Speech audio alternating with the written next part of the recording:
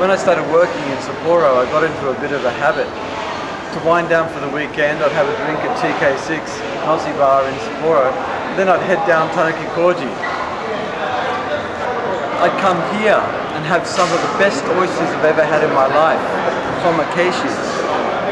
This is my stamp card. When the Fukushima crisis hit, I asked them if anyone was measuring the radiation in the oysters. They said no. They said that they didn't have to, they didn't need to, that the oysters were okay. Well, let's face it, Fukushima is 700 kilometers away from Akeshi. The Kuroshio current that runs past Fukushima doglegs off to the east before Hokkaido. Kakis don't move around. My friends thought I was crazy worrying about it. Even my wife said I was overdoing it this time. But hey, I get to choose what I want to eat. The thing is, ever since then, I really want to eat oysters. I decided to get some more help. A friend of mine, Fuji-san, has an oyster restaurant near Odori Park called Kakihiraku. He's a pretty well-known guy around town and offered to contact the Hokkaido Department of Fisheries and Forestry. The department agreed to support the testing of oysters for radiation on the condition we use the proper equipment located at research facilities in Sapporo. With that approval, we set off to Akeshi to confirm the supply route of the oysters.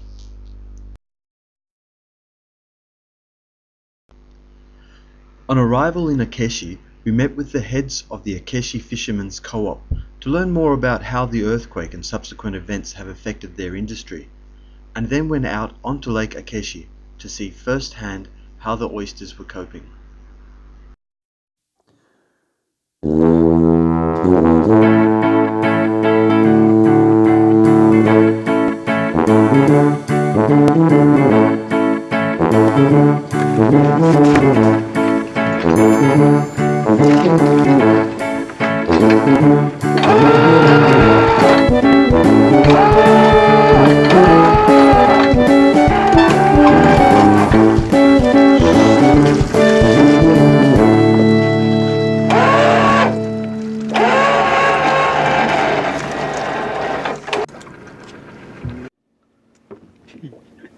So here we are in Lake Akeshi. Lake Akeshi is more of an inlet to the sea than a lake. The water here is salt water. This is an Akeshi oyster. This one's about 3 years old. Akeshi oysters are well known throughout Japan, and connoisseurs of oysters around the world love them. They're a fat, juicy oyster. Beautiful.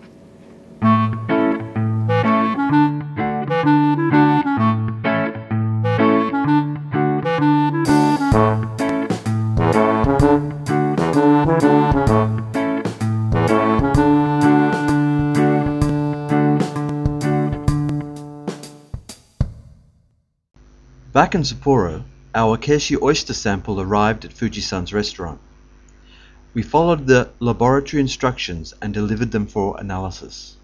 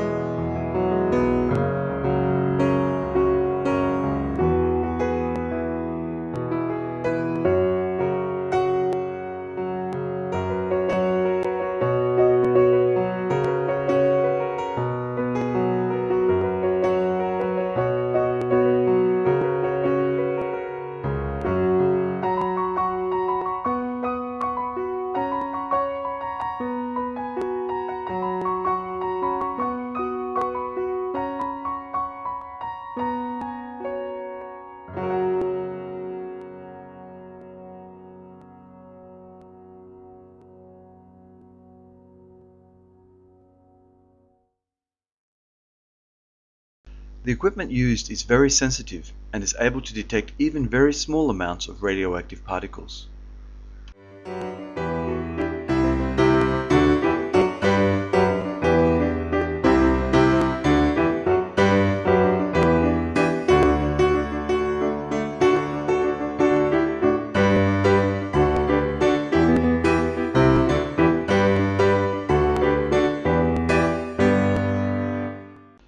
results showed no radioactive particles had been detected in the oysters from Akechi.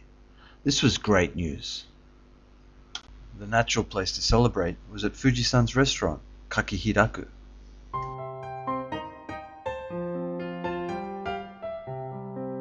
Fuji-san, thank you very much. You know, because of your help, we were able to do this and confirm that Kaki were okay. But even more importantly, I can enjoy a beautiful Akechi oyster. 4 months.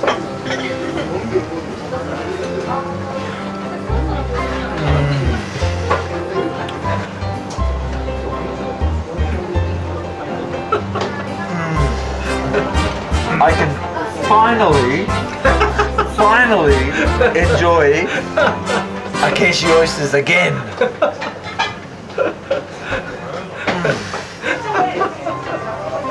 That's so good. Needless to say, we enjoyed many oysters that night, served in many different ways. But the best part was knowing that from now on, without any reservation, I could continue to enjoy some of the world's best seafood through Hokkaido's Akechi oysters.